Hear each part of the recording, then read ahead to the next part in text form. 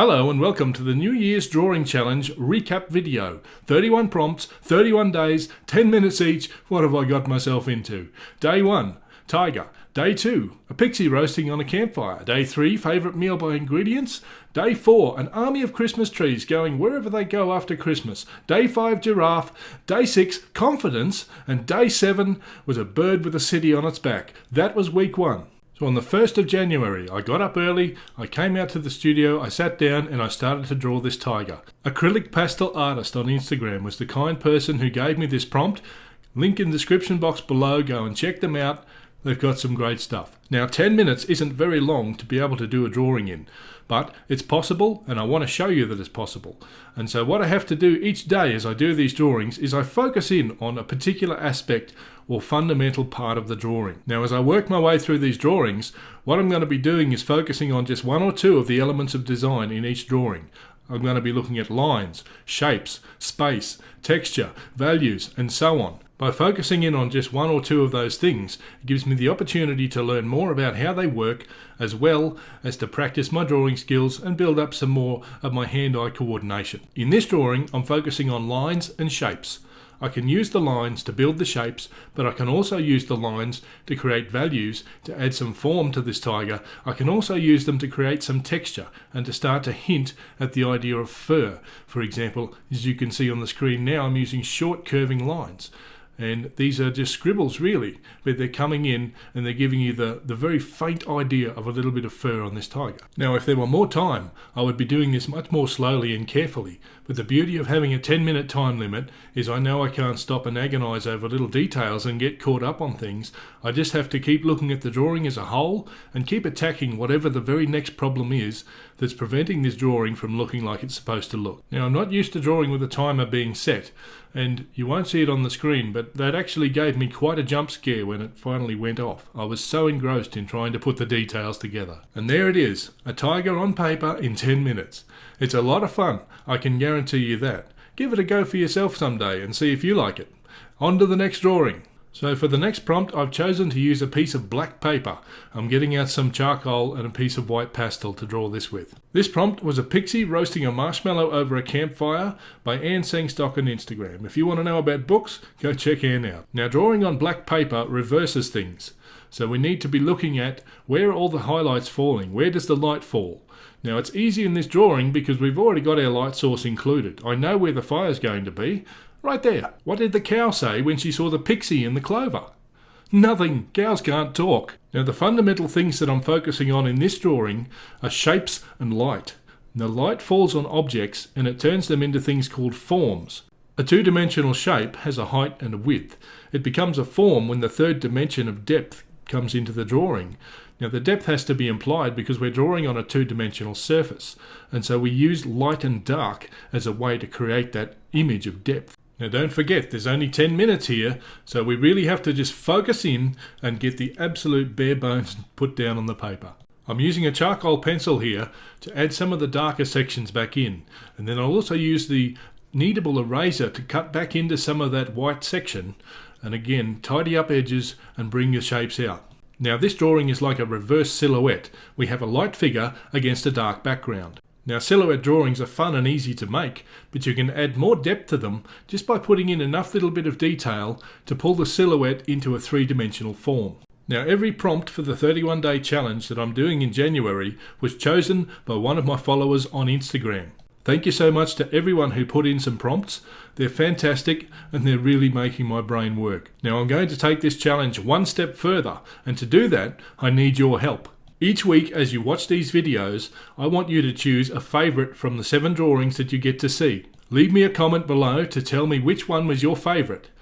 The ones that get chosen as the most favourite drawing for the week will later be built up in a longer, larger drawing, and I'll show you the difference between a 10-minute drawing and a longer drawing. The 10 minutes comes around so fast, and I'm out of time on this one. If you're enjoying this video, I'd really appreciate if you'd hit that like button. It really does help me out. Now the 3rd day of January, the prompt was my favourite meal broken down into ingredients. Now this was by Beauty in Illness on Instagram. She has some great artwork and photos. Go check her out now. Link in the description below. Now for this drawing I didn't want to sit down and actually pull out a bunch of ingredients, so I actually went on to Pixabay and found a photo that already had a lot of the ingredients in a single image for me to use. Now for this drawing I've chosen to start my drawing with a biro, and then I'm going to come back over the top with some coloured pencil to lay in a little bit of colour. So the key elements I'm focusing on for this drawing are going to be shapes and colours. Now if you haven't already guessed, I'm making my favourite meal today, spaghetti. And where does the spaghetti go out dancing? To the meatball! Now drawing your shapes in with the biro is no joke. You have to be able to focus and just draw the lines exactly where you want them, because you don't get a second chance. If you're not confident with your drawing, you're probably much better off to start with a pencil or something you can erase to give yourself some room to make mistakes and then correct them. Now there's not enough time for me to really build up any deep layers of colour with these coloured pencils. It takes time to really build those layers up. I don't have time, so I'm just putting in a hint at what the colours might be. Now this is a technique that you can use if you need to create something quickly, such as when you're sketching outdoors or in a life drawing class, where you just need to grab some information and go. Now I've taken some time out of this drawing to put the background in. I won't always do that, but the reason I did it today is because that will help pull the whole drawing together. If I just draw some separate ingredients sitting in space, there's nothing to really connect them or to make them appear to be part of the same thing. By drawing in a background, I'm implying that those ingredients all live in the same space, and now they're all interconnected. Now this gives us a concept called unity. That's something you can use in your drawings to help you bring everything together and help them all be a part of telling the same story. Every time the timer goes off, I find myself wishing I had more time to finish this drawing. And that reminds me, which type of pasta grants wishes? Fettuccine! Don't forget to leave a comment below and tell me which one your favourite drawing is. That's 3 days down. The week is moving so fast. Now the fourth drawing for the month is a bit of a challenge for me. Now the prompt was an army of sad Christmas trees going to wherever they go after Christmas. This was from Soraya Zizi Art at Instagram. She's also on YouTube. I'm sure you guys would love checking her out. She does amazing fluid pour abstract art. It's great, go see it. Now for this drawing I've decided to use a different technique again. I've put some charcoal down on my paper, and now I'm going to cut back into that with the eraser. Now I really enjoy using this technique. It actually gives you quite a lot of freedom because you can move things around really easily. Charcoal is very forgiving when you use it in this type of way. I'm using a soft willow charcoal, which is much easier to move and manipulate than a harder compressed charcoal. You won't be able to draw quite as dark with the soft charcoal, but I don't need to for this drawing. Now there's no reference photo for this one. I've got to pull these shapes right out of my mind. So the elements that I'm focusing on for this drawing are lines and shapes. If you take a look at the type of lines that I'm using, I've got some zigzag type of lines, both in the eraser marks and also in the charcoal that I'm using. Now lines have the ability to convey to the viewer the type of feelings that you would get by touching a similar type of object. With that in mind, I'm keeping these zigzag lines a little bit sharp, but not super sharp, so that you would feel like you're going to be cut if you touch these trees. And of course lines are one of the best vehicles that we have to build and carry shapes in our drawing. We can use them as outlines, but we can also use them in other ways. If you want to know more about lines, I have a whole module in my beginner's drawing course dedicated just to teaching you that very thing. You can learn what lines are, what they do, how the different types of lines convey different emotions, feelings and concepts. Check out the link in the description box below. Now my army of Christmas trees is on the move. For this drawing I've focused most of the detail on the two large trees at front.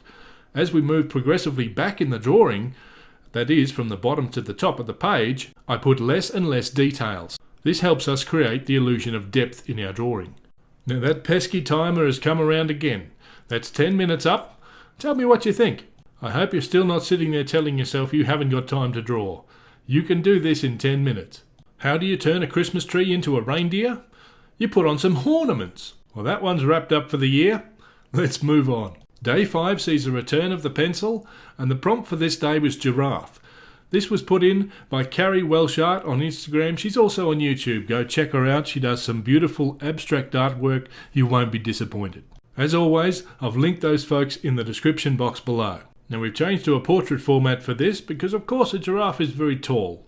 Now we could certainly still have drawn this in a landscape format, but giving myself the vertical space means that I can draw it a little bit bigger and we'll be able to get a little bit more detail in. When you're drawing giraffes, you want to be able to get your drawing head and shoulders above the rest of the pack. And what is a giraffe's favourite fruit? Nectarines. Now, compared to some of the other mediums that I've used so far in this drawing challenge, the pencil gives you more control. It enables you to put in more fine details. You can draw smaller, finer lines with this than, for example, a large piece of charcoal. But with this also comes the danger of getting bogged down into too many details. And to counter this, I keep in my mind all the time that I've only got 10 minutes. And so I draw quickly and I just mark things in at a very basic level. If I have more time left at the end, I can come back and put in more detail then. Now, so far in the drawing, I've just been using lines and shapes. I've decided to add in a little bit of colour just to add another dimension to this drawing. I'm using some light brown for some spots and shading on the giraffe. The brown is a nice warm colour and it will bring the giraffe forward and make it more of a focal point on the page. To further this impression of depth, I'm now putting some grass in the foreground and that puts the giraffe in a space. Even just a few simple lines can create these type of impressions and give your drawing a whole nother dimension. In the last seconds of the drawing, I work on some shading which will turn this giraffe shape into a form, but the timer has beaten me and I'm out of time. And that's okay. I've got the basics down, and don't forget, every one of these drawings is a learning opportunity. It's not about the finished result, it's about going through the process and getting something out of that. And on to day 6. The prompt for day 6 is confidence. This prompt was shared by Spectrum Art Studio on Instagram and also on YouTube. Check them out. They've got some fantastic tutorials and will teach you a lot about painting, particularly portraits. Now, this is one of those prompts that really made me stop and think about how I was going to approach it. You can't just download a photo of confidence and start drawing. You've got to use your brain a little bit and think about what does confidence really mean to you. And using my brain is definitely not my strong point. Now, the idea that I came up with for confidence was a tree emerging from a rock. A tree embodies confidence to me because it doesn't worry about what you think about it. It doesn't worry about what you want, what your ideas are, or anything else. It worries about where the light is, where the nutrients are, and how it can grow. And that's what confidence really is. It's not about making a show.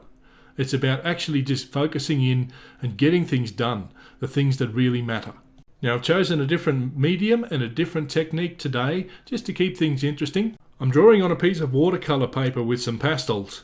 I'm going to do some smudging and then in a moment we're going to grab some water and we're going to do some blending with water. There's no rules around how you have to use a specific medium. You're allowed to experiment and try things out and see what works for you. As usual, I won't have time to agonise over the details, so I'm just focusing on the very basic shapes and colours here.